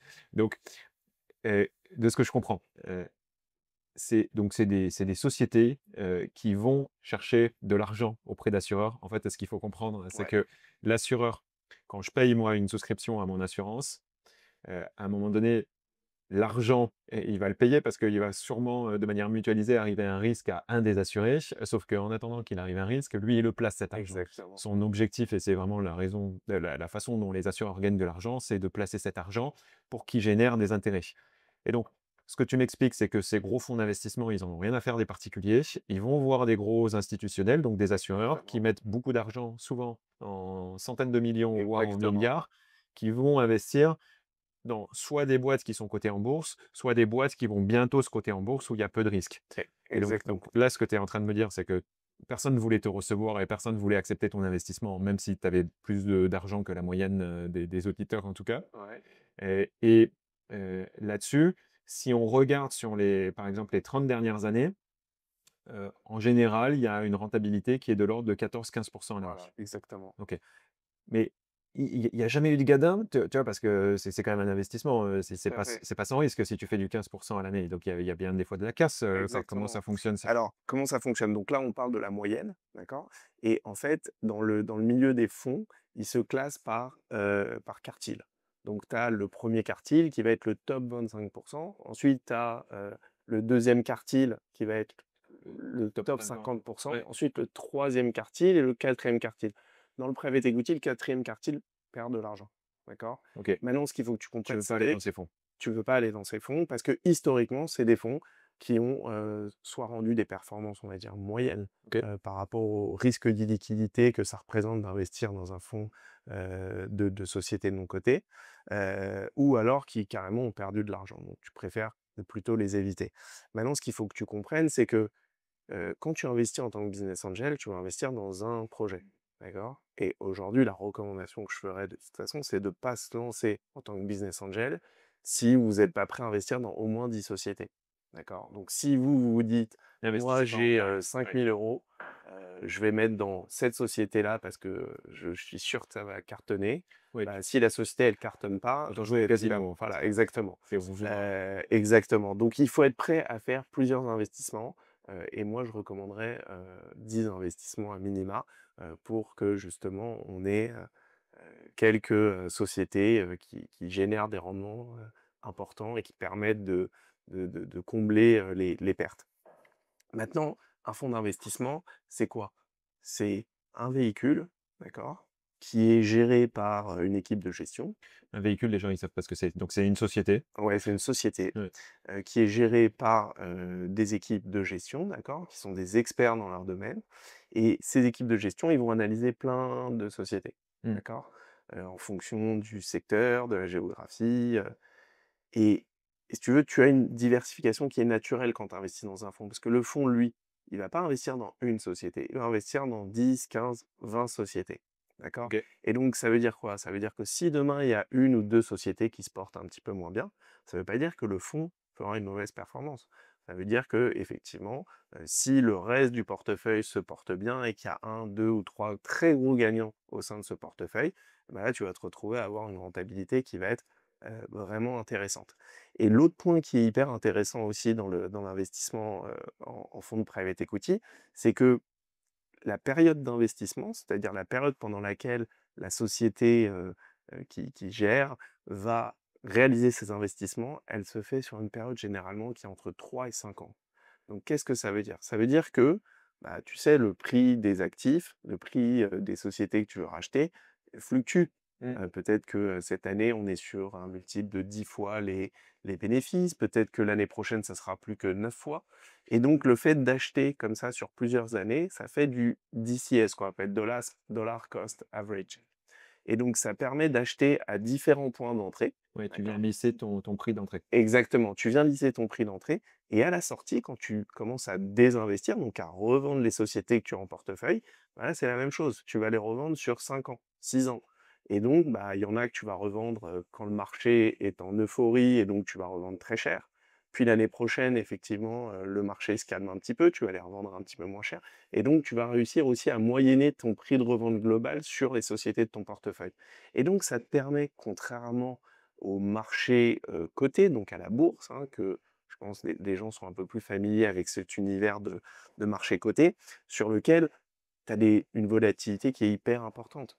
Tu vois, une annonce de Trump demain, le Nasdaq perd 4%, tes actifs peuvent perdre. Oui, je comprends bien. Toi, tu viens lisser le prix d'entrée, mais ça veut dire que alors déjà, j'imagine que tu choisis, les fonds d'investissement, dans le premier quartile, Exactement, voire le deuxième quartile, mais que tu ne vas pas en dessous des 50. exactement. Heu, Alors en je l'occurrence, nous c'est que le oui, premier OK, quartile. premier quartile. C'est quoi le ticket d'entrée, toi, quand tu t'engages avec un fonds d'investissement? C'est quoi? C'est 100 000, c'est 2 millions, c'est on Non, parle de quel chiffre? ouais, c'est plutôt pour les plus bas, on va dire que c'est aux alentours de 500 000 €. OK, ah oui. Voilà. Ah oui, donc c'est pas du tout accessible au commun Pour les des plus gros, c'est 5 millions. d'accord, il y a des fonds d'investissement, si tu as pas 5 millions Ouais. d'euros à investir, ils te Et disent, non, «Dégage». et tu as même des fonds, si tu as pas 50 millions, ils te disent: «Dégage». Mais non, mais c'est Si. qui ces fonds? Bah, c'est les fonds que tu as cités tout à l'heure, des BlackRock, BlackRock, si des tu as pas 50 millions à investir, tu sais, c'est pas leur game. ils t'offrent le café, là, j'espère, quand ils te reçoivent. Ils te répondent même pas en fait, je crois. Je crois que quand tu les appelles BlackRock et que tu leur dis: «Bonjour, je suis Cédric O'Neill, moi je veux mettre, 50 millions. 50 000». Non, 50 millions, ils vont te répondre. Ah, OK. 50 millions, ils vont te répondre. Je les ai pas encore. Si Mais tu leur dis 10 millions, tu as peut-être une personne de chez eux qui va te rappeler, le stagiaire. mais qui te dira: «Non, c'est quand même compliqué là. Vous êtes sûr que vous pouvez pas augmenter le ticket là parce que» non, non, faut savoir que c'est des fonds qui lèvent, Ça, c'est un autre monde. Ouais. BlackRock, chaque fonds, il aide entre 5 et 20 milliards. Mais tu mets chez BlackRock, il est où ton risque? Parce que c'est tellement diversifié. Alors, justement, c'est très diversifié. Il y a aussi un truc qu'il faut comprendre, c'est que plus le fonds est gros, d'accord? Plus les performances vont être Moindre, finalement. Parce que finalement, c'est exactement tellement moindres. diversifié que Exactement, c'est très c'est diversifié et puis aussi tu parce toujours que des effets de frottement, de par cette gestion. exactement, quand tu dois investir 5 milliards, c'est plus difficile de rendre de la performance que quand tu investis 200 millions, d'accord? Et donc aujourd'hui, historiquement, les sociétés de gestion, plus elles deviennent grosses, OK, plus les performances se dégradent. Après, ça reste C'est des quoi la très bonnes taille alors performances. des sociétés dans lesquelles il faut investir, tu vois, pour se Bah, dire, j'ai le meilleur ratio finalement diversification de mon risque, avec de la performance parce que finalement je me retrouve pas avec un truc qui est devenu trop gros, pour pouvoir, avancer de manière, agile. alors écoute, moi je te dis, nous chez Fundora, on essaye de sélectionner vraiment des fonds, qui sont sur des tailles entre, allez, 100 millions et 1 milliard. D'accord? Ça, c'est vraiment par levée, sur la société, entre 100 millions et 1 milliard. Ouais, 100 millions ça paraît même petit finalement, Ouais, par rapport à exactement. cette taille de boîte. Exactement, mais en fait, ce qu'il faut comprendre, c'est que le business model d'un fonds, il repose sur deux critères. Le premier critère, c'est les frais de gestion qu'ils vont prendre chaque année, d'accord? C'est de façon assez traditionnelle 2 par an qui sont pris sur les montants qui sont gérés. Donc sur les admettons, je prends l'exemple d'un fonds qui lève 100 millions, sur les 100 millions, il y a 2, c'est-à-dire 2 millions Ouais, qui c'est la vont être pris rémunération des gestionnaires. exactement. Donc sur 10 ans, ça fait 20 millions, d'accord? Donc ça veut dire quoi? Ça veut dire qu'il y a 80 millions qui vont être investis dans des sociétés, d'accord? Et ensuite, il y a un deuxième critère qui rentre en compte. Les auditeurs seront pas familiers avec ce terme, mais je vais l'expliquer, c'est le carré d'interest. Le carré d'interest, c'est quoi? C'est la commission de surperformance, OK? C'est finalement sur la plus-value que le fonds va générer, ils vont venir capter une partie de cette plus-value et généralement, cette partie qui capte, c'est 20, d'accord? Sauf que dans les très bons fonds, d'accord, les fonds du premier Mmh. quartile, ils vont te dire: «Nous, on met une barrière». C'est-à-dire que si on t'a pas rendu un certain multiple ou un certain, rendement, on prend zéro. Le carry d'interest, c'est un alignement entre le manager et l'investisseur, c'est-à-dire que moi, je me rémunère en grosse partie qu'à la condition que j'ai généré de la performance et que je t'ai renvoyé de la rentabilité. Et donc, les gros fonds d'investissement, effectivement, ils vont dire qu'à minima, moi, je te garantis que les 10 premiers pourcents de rentabilité, ils sont pour toi. Et tout ce qu'il y a au-dessus de 10%, grosso modo, on les partage. Et après, on fait un Exactement, alors à hauteur 80-20. Voilà. exactement, 20 pour le manager, le gérant et 80 pour l'investisseur. Et d'ailleurs, bon, ben, les fonds d'investissement qui appliquent pas ce minimum, ou c'est un très mauvais deal pour toi parce que s'ils commencent à prendre de la performance et ils t'ont généré que 3% de rentabilité, C'est très c'est mauvais. très mauvais. Il faut fuir. C'est très, Ça très veut dire mauvais. qu'il n'est pas confiant dans sa capacité à te rendre des Exactement. rentas intéressantes. Bon, et au-delà de ça, ce qu'on ne dit pas, c'est qu'en plus, le fonds d'investissement, il va investir dans des boîtes qui souvent sont très avancées, comme je le disais, et qui sont rentables. Donc lui-même met de l'effet de levier. Donc il va potentiellement racheter une entreprise en mode LBO. Donc là, on rentre aussi dans des complexités. Mais une entreprise On qui peut est l'expliquer simplement en faisant un parallèle avec l'immobilier. c'est comme de l'immobilier, c'est que l'immobilier, tu achètes de l'immobilier quand c'est loué, c'est les loyers qui rentabilisent la dette en fait, hein. Tu vas mettre de la dette et les loyers payent la dette parce que toi tu vas récupérer ça. Bon, bah, une entreprise rentable, c'est la même chose, elle fait des bénéfices tous les ans et tu vas mettre de la dette en grande partie pour acheter l'entreprise et c'est les bénéfices liés à l'entreprise qui remboursent la dette, ce qui Exactement. permet de n'engager qu'une partie des fonds propres. Par exemple, ce qui fait que la boîte qui lève 100 millions, potentiellement, elle va réussir à acheter pour 500 millions d'euros d'entreprise. Elle met Exactement. 20% des fonds propres, 80% de dette. Et donc, elle va se focaliser uniquement sur des boîtes qui sont rentables, ce qui permet de rembourser la dette. Et c'est là qu'on arrive aussi à la beauté du private equity, donc de ce modèle qui n'investit ou qui ne rachète que des sociétés qui sont très avancées au niveau de la maturité. Parce que comme ils ont besoin de mettre de la dette, ils ont forcément besoin d'aller chercher des boîtes qui sont déjà rentables. Et donc, Exactement. donc c'est là que ça dérisque beaucoup le modèle. Alors, c'est pas sans risque, hein, il y a toujours de la casse, mais en tout cas, ça vient dérisquer parce qu'on est sur des sociétés Moi, j'ai vu beaucoup de sociétés qui sont souvent des leaders de leur domaine. Par exemple, on va racheter une chaîne de boîtes vétérinaires, des maisons de retraite, des choses comme ça, qui sont très récurrentes en termes de revenus. Et ce qui permet d'aller voir le banquier et de dire, bah, OK, il y a une acquisition à 200 millions d'euros, est-ce que vous êtes prêt à nous accompagner? OK. Et donc, moi, ce que je comprends sur la plateforme Fundora, c'est que finalement, il y a une double diversification. C'est que c'est impossible de rentrer dans des fonds d'investissement comme ça. Donc, vous allez prendre ce qu'on appelle des allocations. Exactement, Donc, vous allez dire, je mets 2 millions d'euros dans ce fonds d'investissement et après, vous allez permettre à n'importe quel particulier de prendre une part de ces 2 millions d'euros. exactement, Et donc, moi, si j'investis avec une part de capital minime, je vais pouvoir répartir sur plusieurs fonds d'investissement. Et donc, j'ai une double diversification. J'ai complètement. une diversification de mes fonds et au sein même du fonds, une diversification sur les sociétés, vu que c'est le job du fonds d'investissement d'investir sur plusieurs Totalement, sociétés. totalement. Donc finalement, quel est le montant minimal d'argent que je peux investir sur Fundora? Alors, là, on est ravis, on a travaillé assez durement ces derniers mois, tu le sais, pour nous accompagner. On va proposer aux investisseurs d'investir à partir de 100 euros dans les fonds du premier quartile de private equity, dans des stratégies en fait. C'est-à-dire qu'aujourd'hui, toi, Cédric, tu vas avoir la possibilité d'arriver sur la plateforme Fundora, de déposer de l'argent, d'accord? Et derrière, de choisir une stratégie. D'accord? Et là, tu vas avoir une société partenaire, une société de gestion de portefeuille avec lequel on a noué un partenariat qui va gérer pour toi euh, ton argent sur la base de cette stratégie sur laquelle vous êtes mis d'accord. D'accord? Et donc là-dessus, dans cette stratégie, l'argent va être investi dans un ou plusieurs fonds de private equity. D'accord? Du premier quartile. Et là, ce que tu disais qui est hyper intéressant dans la diversification, c'est que le fait de proposer des tickets qui soient très bas, ça va te permettre, toi, d'investir aussi, peut-être chaque mois, une partie de ton épargne dans différentes stratégies. Et tu vas aussi pouvoir choisir en fonction de thématiques un petit peu différentes. Toi, demain, tu te dis, bah tiens, moi j'ai envie d'investir dans des fonds qui font de l'IA ou de la cybersécurité sur des géographies, alors pas que en Europe, aux États-Unis, au Moyen-Orient, en Asie, etc. Et donc tu vas, le fait d'investir dans plusieurs fonds, finalement, si on part du principe qu'un fonds, il a à peu près 15 participations, bah, si tu investis dans l'année dans 4 fonds, tu investi dans 60 sociétés. Donc finalement, tu bénéficies d'une diversification qui est vraiment très importante. Et puis, tu vas aussi pouvoir te diversifier d'un point de vue géographique et stratégique. C'est-à-dire que demain, tu vas pouvoir te dire, bah, tiens, moi, la stratégie VC, elle me plaît. J'ai envie d'investir dans les startups qui sont au début de leur aventure. Mais tu vas avoir aussi envie d'investir dans la stratégie que tu décrivais juste avant, c'est-à-dire du buy-out, avec cet effet de levier bancaire dans des grosses sociétés matures, très résilientes, leaders sur leur marché et qui génèrent des bénéfices. Et donc, tu vas pouvoir mélanger un petit peu ces stratégies-là, d'accord? Et également sur des géographies différentes.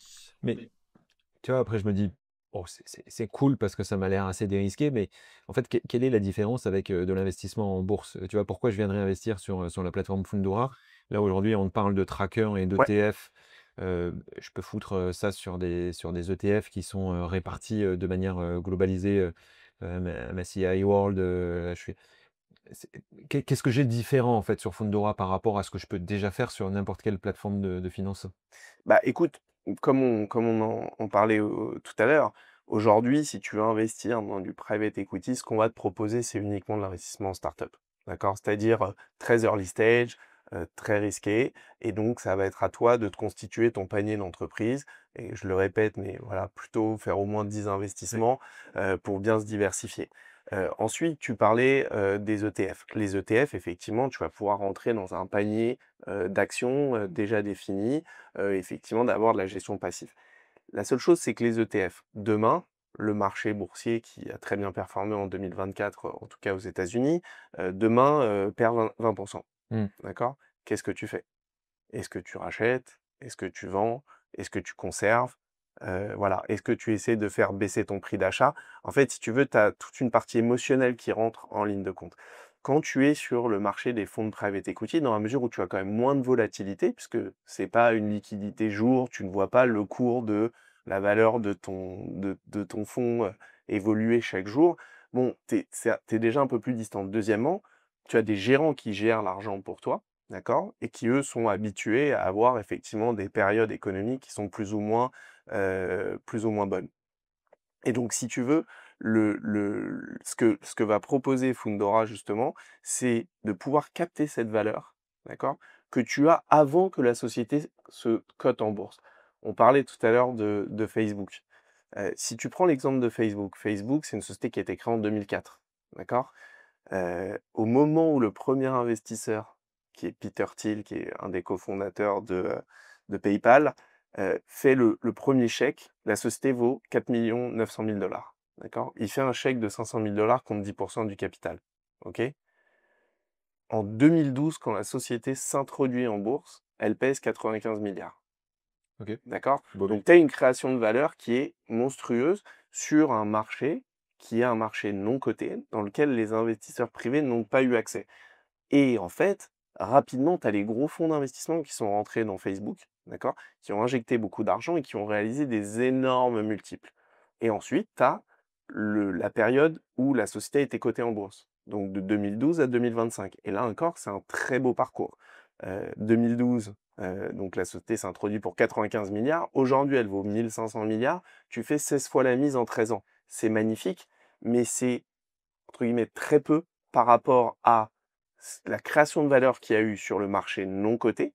Et autre chose, que fais-tu quand, pendant la crise Covid, le marché s'effondre Oui, mais pendant... ce que je comprends de ce que tu me dis, effectivement, Facebook, c'est un très bel exemple. Tu vois, ils font 20 000, il fait 20 000 fois juste avant la cotation. Mais il a pris des risques, tu vois, sur justement une phase très tôt dans la vie de Facebook. Donc, il y avait un risque maximal. Et c'est justement parce Tout que. à fait. Mais de ce que je comprends et de ce que j'ai pu lire, effectivement, là, il y a un report progressif des introductions en bourse et la valeur est plutôt captée avant l'introduction en bourse Complètement. par les investisseurs institutionnels, donc ceux qui ont beaucoup d'argent à investir et notamment les assureurs.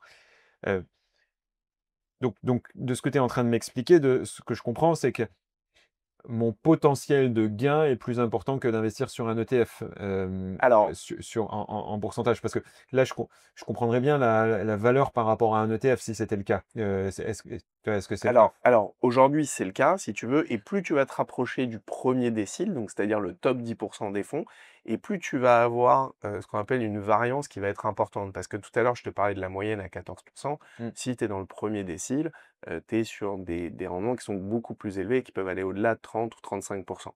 D'accord? Et donc, si tu veux, effectivement, tu as, notamment par l'expertise, la qualité des équipes de gestion, si tu veux, des gestionnaires qui sont capables de répéter comme ça, dans la durée, des bonnes performances. Après, il faut le dire, les performances passées ne présagent pas les performances futures. Et donc une équipe qui a été capable de créer de la valeur pendant 10-15 ans, sur les 10-15 dernières années, ça ne veut pas dire qu'elle va être en mesure de le faire sur les 10-15 prochaines. Bien sûr.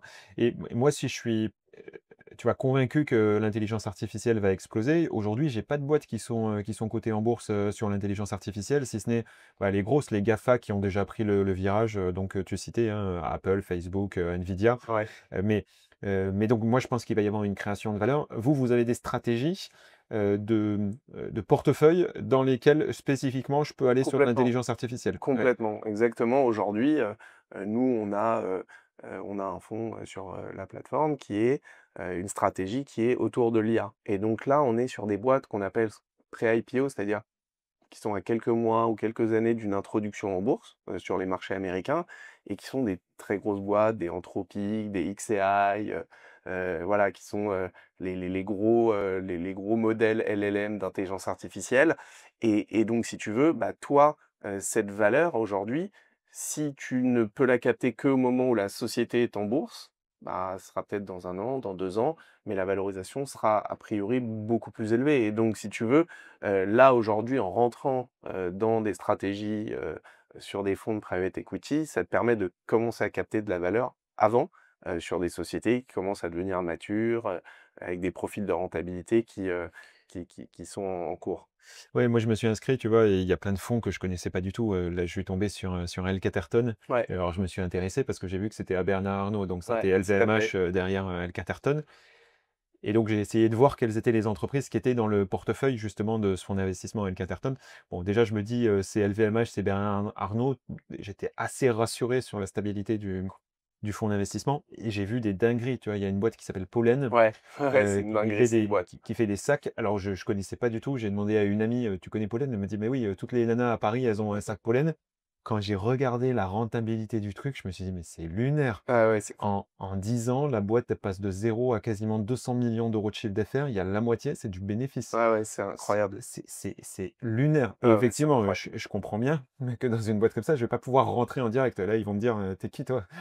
Euh, et, et donc, ouais, sur le segment, tu vois, moi, typiquement cybersécurité, intelligence artificielle, luxe, je trouve ça très sympa parce que en tout cas, c'est des verticales auxquelles je crois beaucoup. Ouais, ouais, non, mais complètement. Et une boîte comme Pollen, c'est une boîte qui n'est pas cotée en bourse. Et je suis persuadé qu'elle va continuer d'exploser. En plus, tu dis, à partir du moment où El Catterton met du pognon là-dessus, il balance le réseau de distribution LVMH et tu es Complètement. sûr que la boîte, c'est sûr, elle va cartonner. Ouais, ouais, bah tu prends un bon exemple, l'exemple de L. Catterton, effectivement, c'est un fonds qui est détenu en partie par LVMH et Bernard Arnault. Et donc, si tu veux, qu'il y a une expertise très forte dans le luxe, parce qu'aujourd'hui, le numéro un mondial du luxe, c'est LVMH. Et donc, c'est hyper intéressant de voir que, bah, en fait, quand ils vont intégrer les sociétés, ils vont prendre des participations dans la société, ils vont bénéficier de tout l'apport que peut représenter un groupe comme LVMH. Et tu parlais du cas de Mais Pollen. tu vois, mais pourquoi ils ont besoin d'ouvrir? El Catterton, ils ont tellement de pognon chez LVMH, pourquoi ils ouvrent à la souscription de Bien chaque. sûr, mais parce que si tu veux, ce qu'il faut que tu comprennes, c'est qu'El Catterton, ils n'ont pas qu'un seul fonds, ils en ont plusieurs avec des stratégies différentes, sur des géographies différentes. Donc, ils vont avoir un fonds qui va être plutôt US, un fonds qui va être plutôt Europe. Et que Bernard Arnault, si tu veux, lui, aujourd'hui, il a aussi d'autres investissements, il fait beaucoup d'investissements immobiliers, etc. Et donc, l'idée, c'est que lui, il met dans chacun des fonds une partie, Hmm. mais derrière, ils font appel à d'autres investisseurs que ça intéresse de rentrer sur cette stratégie, sur le luxe, retail. Et donc, en gros, lui, il va placer une partie de ses avoirs dedans, d'accord? Mais il va pas mettre tous ses œufs dans le même panier non plus. Donc, si tu veux, il se dit, bah, moi, je vais pouvoir en faire profiter à d'autres investisseurs. Et puis dessus, bah, ils vont toucher les frais de gestion, ils vont toucher du carré d'intérêt. Et donc, finalement, il crée des emplois, il fait vivre des équipes de gestion et des employés. Donc, si tu veux, c'est un modèle qui est aussi assez vertueux. Et l'idée, c'est que derrière, bah, ces sociétés, une fois qu'elles sont passées par le fonds L. Catterton, soit elles vont s'introduire en bourse, soit elles vont faire l'objet de rachats, d'accord? Et potentiellement, LVMH pourrait en intégrer une. Tu vois, tu cites le cas de Pollen. Peut-être que demain, LVMH ou un acteur comme Ouais, c'est un peu la nurserie. voilà, C'est exactement, comme Kering, voilà, exactement. exactement. Parce que tu bénéficies justement de toute cette expertise, de tout ce réseau de distribution, et donc c'est vrai que c'est des modèles qui sont hyper vertueux. Moi, si je mets de l'argent dans la plateforme La Fundora, tu as dit qu'il y avait 5 ans de période d'investissement, 5 ans de Ouais. désinvestissement au niveau des fonds. Donc, ça veut dire que je suis bloqué pendant 10 ans? Ouais. Comment ça fonctionne? Alors exactement, en fait, tu as, différentes stratégies et puis tu as différentes, périodes enfin différents horizons d'investissement, pardon. Et donc tu as certains fonds, on va dire que la majorité des fonds dans le private equity, on est sur un horizon de 10 ans, d'accord? Mais ce qu'il faut comprendre, c'est que, c'est pas tu as investi, en 2025, et puis tu ressors en 2035, d'accord? C'est effectivement, tu vas, commencer à investir en 2025, puis il va y avoir d'autres investissements qui vont être faits en 2026, 2027 et cetera. Et tu vas avoir ce qu'on appelle des distributions. Puisque à chaque fois que le fonds dans lequel tu as investi ton argent va céder une de ses participations, elle va, ce qu'on appelle, te rendre de la liquidité. Elle va te faire une distribution. Et donc, tu vas te retrouver dans un mécanisme où finalement, bah, la liquidité, elle va pas arriver au bout de 10 ans. Elle va arriver plus tôt. Sur les bons fonds de private equity, elle commence à arriver parfois à partir de l'année 3 ou l'année 4. Et on considère qu'un fonds qui t'a rendu 100 de ton capital à horizon 7 ans, le place dans, justement le premier quartile en termes de distribution. Donc si tu veux, toi, tu vas avoir dérisqué ton investissement au bout de 7 ans, d'accord? Encore une fois, hein, sur la base des historiques de performance, et derrière, bah, tu vas commencer à encaisser des plus-values. Mais là où ça devient intéressant, c'est que quand tu commences à percevoir de la distribution, d'accord? Et ben, cette distribution, tu vas pouvoir te dire, bah, je vais la réinvestir dans un autre fonds, par exemple, ou dans un autre actif, ou Hmm. dans de l'immobilier. Et donc, tu vas pouvoir remettre au travail cet argent-là. D'accord? Et donc c'est là où finalement tu as des mécanismes de création de valeur et de capitalisation qui rentrent en jeu et qui sont très intéressants. Voilà. Après, ce qu'il faut bien noter quand même, et c'est important de le rappeler aux personnes qui nous écoutent, c'est que l'investissement en private equity, c'est un investissement qui n'est pas liquide. D'accord? C'est pas comme une action en bourse ou un ETF où tu peux acheter et vendre. D'accord? Donc ça a du bon et du moins bon. C'est-à-dire que le bon, c'est que parfois, dans une période un peu compliquée où tu vas être tenté de vendre et puis finalement le marché va reprendre quelques jours après, tu vas avoir une frustration. Là, ça te permet d'être moins exposé à la volatilité. Par contre, c'est important d'investir de l'argent dont tu ne vas pas avoir besoin dans les prochains mois ou dans les 2, 3 prochaines années, puisque cet argent, comme son nom l'indique, dans le private equity et sur les marchés privés, n'est pas liquide. D'accord? Donc, tu n'as pas d'horizon, si tu veux, de garantie que l'argent va être rendu dans 4 ans, 5 ans, 6 ans. Voilà, Ouais. donc c'est un point important à noter. Tu moi, quand je mets de l'argent sur la plateforme, je possède quoi? J'ai quoi? J'ai une action du fonds d'investissement? Juridiquement, tu vois, est-ce que je peux investir, au travers mon PEA? Est-ce que je peux mettre ça, dans une assurance vie? Alors, tu auras la possibilité de le mettre au travers d'une assurance vie. Là, pour le moment, c'est pas encore le cas, mais c'est quelque chose sur lequel on est Mais en train de j'ai quoi? travailler. J'ai une action d'un fonds Alors, d'investissement ou tu vas avoir une action d'un véhicule, d'accord, d'une d'une société? société, d'accord, qui lui sera, heu, actionnaire Ah oui, donc comme du tu fonds. m'as dit qu'il faut par exemple 2 millions d'euros, il Exactement. y a une société qui est créée, une société commune qui va récolter ces 2 millions et donc c'est cette société qui investit? OK. Exactement et donc la société, elle, va détenir des parts de fonds et toi, tu vas détenir des actions de cette société. Voilà. Oui, très clair. Donc effectivement, comme j'investis, et tu vois, est-ce que c'est considéré comme une PME au sens, est-ce que je peux bénéficier de défiscalisation type IR-PME ou pas? Alors, IRPME aujourd'hui, tu ne l'auras pas, d'accord? Maintenant, tu auras, certains, dans le cadre de l'assurance vie, donc tu auras une fiscalité qui sera, allégée. Mais aujourd'hui, le modèle de taxation, sera le modèle de la flat tax, donc Oui, qui sera 30 pour exactement, le moment et potentiellement plus, avec potentiellement plus à l'avenir. la loi de finances. OK. Non, super intéressant et qu'est-ce qu'on n'a pas dit? Que pourquoi ça existe pas déjà, en fait?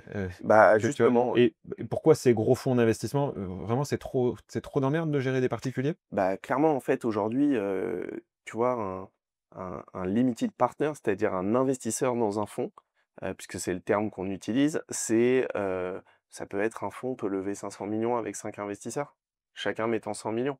Ouais, donc D'accord? c'est la Donc pour facilité. eux Pour eux, c'est pas c'est très simple à eux, leur gérer. job, c'est de Ils gérer les peuvent boîtes, le c'est pas les gérer, investisseurs, tu ouais. vois, presque avec des fax encore, tu vois? Et donc aujourd'hui, ils sont pas encore rentrés dans cette ère de la digitalisation et aujourd'hui, ils sont incapables de gérer des volumes, avec, des milliers d'investisseurs qui viendraient investir dans leurs fonds parce que, bref, on va pas rentrer dans le détail, mais il y a des mécanismes d'appel de fonds et cetera et donc si tu veux, pour eux, ça fait beaucoup de complexité. Et pourquoi ça existait pas? Qu'est-ce qui fait que Bradley, il arrive de la boulangerie et tu vois, il se dit, «Moi, je vais faire ça» et j'imagine que d'autres personnes se le sont Bah, dit avant? plein d'autres personnes se le sont dit et aujourd'hui, tu entends un grand mot, dans le monde du private equity, c'est la démocratisation. On veut démocratiser, on veut retailiser le marché. Sauf qu'aujourd'hui, effectivement, tu as les acteurs qui sont arrivés, et qui font un super boulot et qui te disent: «Bah, voilà, aujourd'hui, si tu veux rentrer dans un fonds professionnel de capital investissement, tu dois, pouvoir justifier de mettre au moins 100 000 € Mmh. dans ce fonds, d'accord?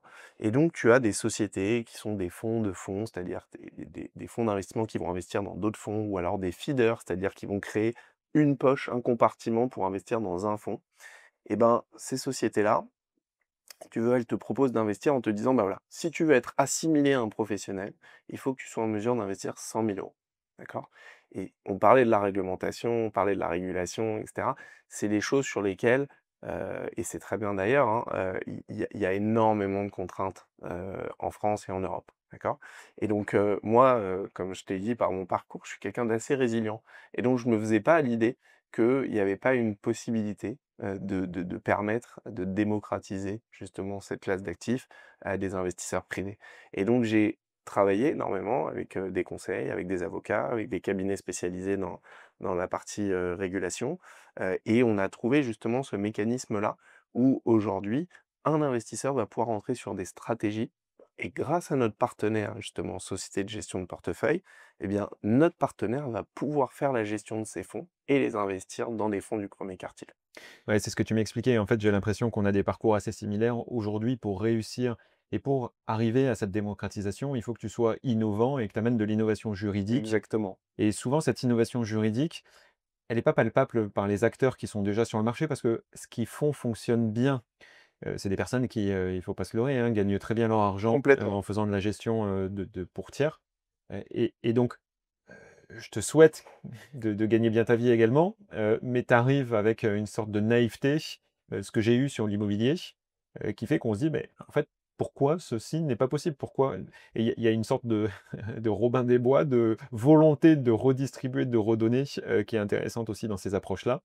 De pas rester sur un statu quo, sur un modèle qui existe depuis Complètement. des années, où on considère qu'un investisseur qui est un investisseur averti, qui sait ce qu'il fait, doit minimum investir 100 000 euros. Moi, je la comprends pas cette règle de dire que parce que tu as investi plus de 100 000 euros, tu es censé être plus intelligent que celui qui investit que 10 000 euros Ouais. vis-à-vis des autorités de régulation et notamment de l'autorité des marchés financiers. Donc, moi, je suis content d'encourager ce type d'initiative et d'être avec vous dans l'aventure. Aujourd'hui, c'est le son de cloche qu'on entend. C'est-à-dire qu'il y a beaucoup d'investisseurs, qui sont des investisseurs, qui ont même une connaissance du marché et qui te disent: «Bah, ça faisait longtemps qu'on attendait une solution comme la vôtre parce que, voilà, aujourd'hui, moi, je pourrais potentiellement mettre 100 000 euros et je Oui. mettrais dans un fonds» et donc du coup, en termes de diversification, bah, c'est sûr que c'est mieux que de le mettre dans une seule entreprise.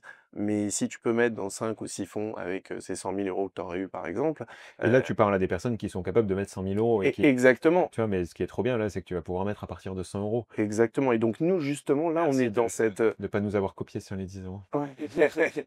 Non, non, mais nous si tu veux là on est hyper contents parce que justement on va vraiment proposer de la démocratisation. Aujourd'hui, le son de cloche qu'on a, dans le milieu, c'est, «Mais attendez, déjà 100 000 euros, mais on démocratise déjà 100 000 euros» Ah oui, et ça nous en passe fait de on se dit: «Mais». 50 millions à 100 000, Voilà, j'avoue, exact. oui. Mais je suis d'accord, c'est déjà très beau. Mais aujourd'hui, la vraie démocratisation pour que l'investisseur privé, en fait, il puisse avoir accès à cette classe d'actifs, il fallait qu'on descende ce ticket plus bas. Et donc justement, on a travaillé, voilà, d'arrache-pied avec mes associés et toutes les équipes pour, justement arriver à ce modèle, qui, aujourd'hui va nous permettre, d'investir justement à partir de faire investir les gens à partir de 100 euros. Ok, tu m'as convaincu, j'ai envie d'investir. Comment je m'inscris? Comment je vous contacte? Eh ben écoute, très simple, tu te rends sur fundora.fr, Ok, tu crées ton compte Fundora, et Fundora. exactement, tu t'inscris, tu ouvres ton compte, à ce moment-là, on va te poser un petit questionnaire, d'accord? Pour, justement, s'assurer de ton adéquation par rapport à l'investissement. On va, venir te poser des questions sur, tes revenus, sur tes charges, sur ton patrimoine, Et sur tes objectifs je d'investissement. peux poser des questions? Je peux avoir un rendez-vous téléphonique? Bien sûr, tu Oui. peux avoir un rendez-vous téléphonique avec nos équipes. Tu peux le faire aussi, de façon autonome. Une fois que tu as rempli ton questionnaire, on va pouvoir émettre un scoring, pour justement voir si tu es apte à investir sur notre plateforme et puis à ce moment-là, bah, tu vas être en mesure de choisir la stratégie, qui te parle le plus et de Moi, j'encourage en tout cas tous ceux qui nous regardent et qui nous écoutent, même si vous voulez pas investir, allez juste voir, inscrivez-vous, allez voir à quoi ça ressemble. Moi, ce qui est assez intéressant là sur notre plateforme, on a 400 000 personnes qui sont inscrites. Il y en a un peu moins de 150 000 qui ont investi, donc déjà c'est une grosse proportion. énorme. Mais il y a beaucoup de personnes qui se disent, moi ça me plaît, j'ai pas forcément les moyens parce que c'est des personnes qui pourraient investir à partir de 10 euros, mais qui se disent pourquoi 10 euros? J'attends d'avoir un peu plus d'argent pour pouvoir justement avoir cette diversification, mais qui voient nos opportunités et donc qui se forment, tu vois, ça les encourage à essayer de Complètement. comprendre l'immobilier. Donc là, c'est pareil, allez regarder, parce que si la finance vous intéresse, si toute cette logique d'investissement dans des entreprises vous intéresse, vous allez avoir plein de boîtes qui vont passer, plein de fonds d'investissement. Tu vois, même moi, je parlais de El Caterton, mais il y en a d'autres. Là, j'ai Tout à vu fait. passer une boîte Plyops que je connaissais pas, super boîte dans l'intelligence artificielle et qui améliore les performances que je connaissais pas. Ça m'a obligé à m'informer et je me suis dit, bah tiens, je connaissais pas, c'est basé en Israël, c'est une super startup. Donc faites l'effort d'aller chercher l'information, vous n'êtes pas obligé d'investir. Tout à fait. En tout cas, c'est bien mieux qu'aujourd'hui une formation. Tu vois, tu as fait les decks, j'ai fait une formation à HEC, ça me sert à rien Ouais, aujourd'hui. ouais, J'apprends 10 complètement, fois plus complètement. en, en me documentant comme ça par moi-même. On a tout à disposition là aujourd'hui. Euh, Qu'est-ce qu'on souhaite à Fundora? Vous êtes où dans 5 ans? Bah, on est une belle équipe. On est, j'espère une belle équipe. On a, des dizaines de milliers, voire des centaines de milliers d'investisseurs, qui nous font confiance et voilà, on souhaite un beau parcours un peu similaire à celui que tu as réussi, à faire avec Brix. Mais effectivement, je pense qu'on se rejoint sur pas mal de sujets et c'est aussi pour ça qu'on a bien accroché, quand on s'est parlé la première fois, il y a quelques mois. C'est vraiment cette envie, de rendre accessibles des choses qui étaient, totalement, inaccessibles et encore une fois, on n'est pas là pour, être un marchand de rêve, d'accord? C'est-à-dire que, voilà, on n'est pas là pour vous dire: «Vous allez faire x10 et cetera, x15», c'est pas du tout ça. Ici, c'est justement, d'être dans un objectif de, créer de la valeur, d'avoir des rendements qui soient intéressants, avec des profils de risque qui soient, effectivement, plutôt cohérent par rapport aux performances qu'on vise, et d'avoir de la diversification. C'est hyper important aujourd'hui, de toute façon, c'est un grand précepte. Il faut pas mettre tous ses œufs dans le même panier et donc je pense que, en investissant, sur une plateforme comme Fundora, vous allez, mécaniquement, faire de la diversification et vous allez, pouvoir, investir dans des projets, dans l'économie réelle et ça, c'est quelque chose qui me tient beaucoup à cœur. Génial. Merci Bradley, c'était le mot de la fin. Merci à toi, Cédric. Merci d'avoir regardé cet épisode jusqu'au bout. Encore une fois, aujourd'hui, il y a des dizaines de solutions qui vous permettent d'investir, euh, que ce soit sur l'immobilier ou dans des boîtes ou en bourse. Allez vous documenter, allez vous inscrire uniquement pour voir à quoi ça ressemble. Ce qui est intéressant, c'est vraiment de donner du sens à votre épargne. Je pense que la vie est trop courte Ouais. pour passer à côté. Donc faites-vous des kiffs, investissez dans des trucs qui vous font vraiment rêver, parce qu'aujourd'hui, on peut répartir son argent sur plein de véhicules différents. On peut le mettre, tu en as parlé, sur des tableaux, sur des montres, etc. Essayez de diversifier, mais surtout donnez du sens et investissez dans des choses qui vous plaisent réellement. Merci encore d'avoir suivi cet épisode. On va mettre toutes les références en bas dans la description de l'épisode. On va également faire un code BRICS. Vous pourrez vous inscrire directement sur Fundora avec le code BRICS et on verra, vous aurez une petite remise. On va mettre ça en description. À très bientôt pour un nouvel épisode et heureux de voir que vous êtes toujours de plus en plus nombreux à suivre le BRICS Talk et à regarder mes vidéos. Salut!